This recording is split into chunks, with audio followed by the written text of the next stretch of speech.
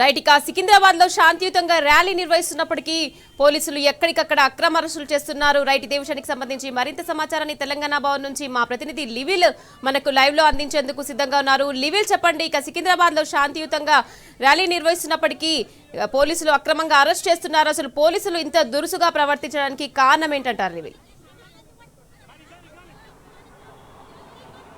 ప్రధానంగా సికింద్రాబాద్, హైదరాబాద్ జంట నగరాలు యావత్ దేశానికి ఒక దిక్సూచి, ప్రపంచానికి ఒక రోల్ మోడల్గా ఉన్నాయి. అలాంటి సికింద్రాబాద్, హైదరాబాద్ నగరాలను వేరు చేయడమే కాకుండా సికింద్రాబాద్ లష్కర్ అనే ఒక గుర్తింపు ఉంది, ప్రత్యేక గుర్తింపు ఉంది. దాదాపు 200 ఏళ్ల పైచిలుకు చరిత్ర ఉన్న సికింద్రాబాద్ని పూర్తిగా రూపుమాపేందుకు వాళ్ళ కాంగ్రెస్ ప్రభుత్వం చేస్తున్న ఎత్తుగడలన్నీ కూడా పూర్తిగా ఆగ్రహం వ్యక్తం చేసేలా ఉన్నాయి. ఇవాళ యావత్ ప్రజానీకమంతా కూడా తీవ్ర స్థాయిలో మండిపడుతున్న పరిస్థితి కనిపిస్తుంది.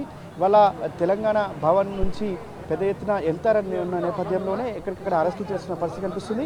అయితే ప్రధానంగా నల్ల జెండాలు, నల్ల కండువాలతోటి శాంతియుత నిరసన వ్యక్తం చేస్తామని చెప్పేసి బీఆర్ఎస్ పార్టీ పిలుపునిచ్చింది. తలసాని శ్రీనివాస్ యాదవ్ ఆధ్వర్యంలో ఈ పిలుపుకు బీఆర్ఎస్ వర్కింగ్ ప్రెసిడెంట్ కేటీఆర్తో పాటు పలువురు బీఆర్ఎస్ ఎమ్మెల్యేలంతా హాజరు కావాలనుకున్నారు.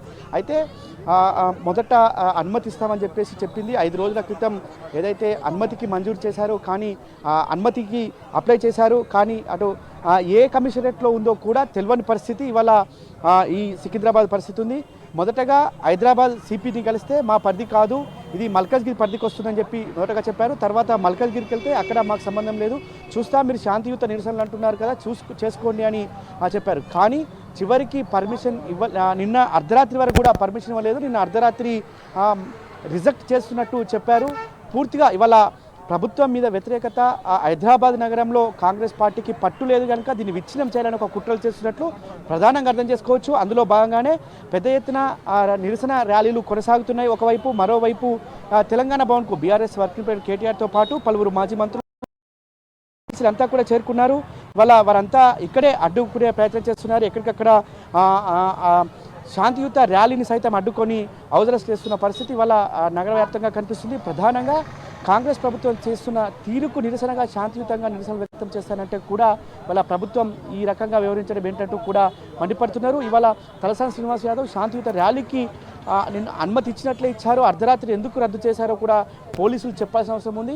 ఇవాళ కేవలం కనీసం మాకే కాదు, పోలీసుల తీరు కూడా అట్లే ఉంది. పోలీసులు అటు మల్కజ్గిరి కమిషనరేట్లో ఉన్నారా, ఇటు హైదరాబాద్ కమిషనరేట్లో ఉన్నారా తెలియని పరిస్థితి పోలీసులకు ఉంది.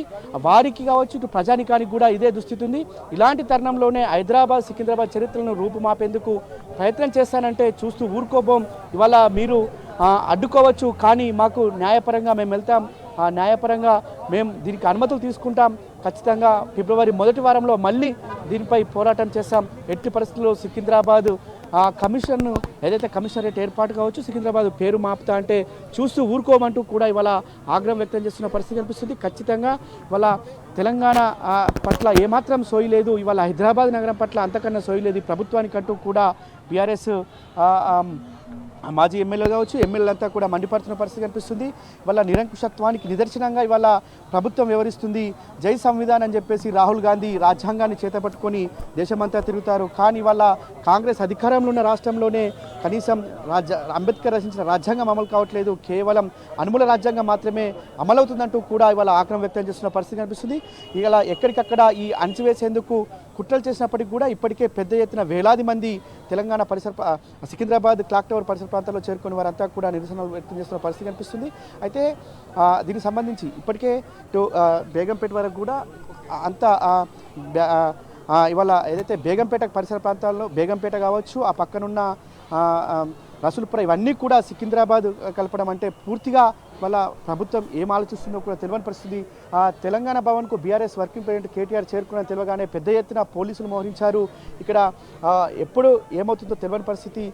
కేటీఆర్ను కూడా లోపలే వాళ్ళ తెలంగాణ భవన్లోనే వారంతా కూడా ఉన్న పరిస్థితి కనిపిస్తుంది. అయితే అంతేకాకుండా వాళ్ళ ఏదైతే మరికాసేపట్లో దీనికి సంబంధించి బీఆర్ఎస్ వర్కింగ్ ప్రెసిడెంట్ కేటీఆర్ కూడా మీడియాతో మాట్లాడే అవకాశం ఉంది. అయితే పూర్తిగా ఇవాళ ఒక ప్రజాస్వామ్యాన్ని కూల్చేసే విధంగా, ప్రజాస్వామ్యాన్ని అపహరణం చేసే విధంగా ఇవాళ అపహాస్యం చేసే చేసే విధంగా వ్యవహరిస్తున్న పోలీసు తీరు పూర్తిగా దుర్మార్గంగా ఉన్నట్టు కూడా బీఆర్ఎస్ పార్టీ నాయకులంతా మండిపడుతున్నారు.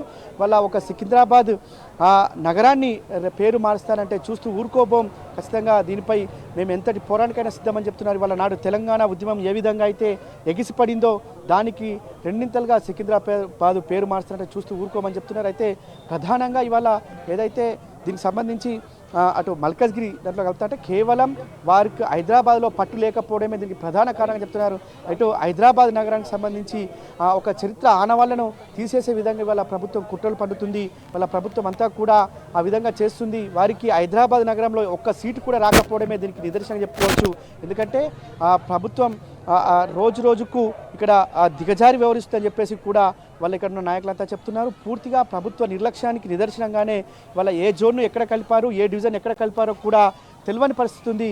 పూర్తిగా ఇవాళ ప్రభుత్వం అంతా కూడా చేతగానితనంలో ఉంది. ప్రభుత్వ యంత్రాంగం అంతా కూడా ఇవాళ చేతగానితనంలో ఉందంటూ కూడా ఆగ్రహం వ్యక్తం చేస్తున్న పరిస్థితి కనిపిస్తుంది. పూర్తిగా ఇవాళ ప్రజా వ్యతిరేక పాలన కొనసాగుతుంది, ప్రజా నిర్బంధ పాలన కొనసాగుతుంది. ఇవాళ ఆనాడు అనేక ముఖ్యమంత్రి హోదాలో కూడా అనేక ర్యాలీలు ధర్నాలు చేసిన రేవంత్ రెడ్డికి ఇవాళ ప్రజాస్వామ్యంలో శాంతియుత ధర్నాలకు ఎందుకు చోటు ఇవ్వట్లేదు, ఎందుకు అనుమతి ఇవ్వట్లేదు అంటూ కూడా ఆగ్రహం వ్యక్తం చేస్తున్న పరిస్థితి అయితే ఇవాళ నగర వ్యాప్తంగా కనిపిస్తుంది. పెద్ద ఎత్తున ఇప్పటికే దీనికి సంబంధించి విజయవంతమైందని చెప్పుకోవచ్చు. నైతిక విజయం ఏదైతే సికింద్రాబాద్ పోరాట సమితి అని చెప్పుకోవచ్చు, ఆత్మగౌరవ పోరాటానికి నిదర్శనంగా వాళ్ళ సికింద్రాబాద్ ఉంది. అలాంటి సికింద్రాబాద్ శాంతియుతంగా నిరసన వ్యక్తం చేస్తే వీరికి వచ్చిన బాధ ఏందంటూ కూడా వారంతా కూడా ఆగ్రహం వ్యక్తం చేస్తున్నారు. వాళ్ళ ప్రజాస్వామ్యంలో నిరసన వ్యక్తం చేసే హక్కు ప్రతి ఒక్కరికి ఉంది. ఆ నిరసన వ్యక్తం చేయకుండా అడ్డుకునే హక్కు మీకు ఎవరు ఇచ్చారంటూ కూడా ఆగ్రహం వ్యక్తం చేశారు. మల్సునచారి మండలిలో ప్రధాన ప్రతిపక్ష నాయకుడు వైద్యానికి వెళ్తానంటే కూడా తెలంగాణ భవన్ నుంచి వెళ్లకుండా అడ్డుకున్న దౌర్భాగ్య స్థితి వల్ల ఈ పోలీసులకు పట్టింది. కనీసం ఈ పోలీసుల స్థితి ఎట్లా ఉందంటే పోలీసులు కూడా వారి పోలీస్ స్టేషన్ ఏ పరిధికి వస్తుందో చెప్పలేని స్థితిలో ఉంది.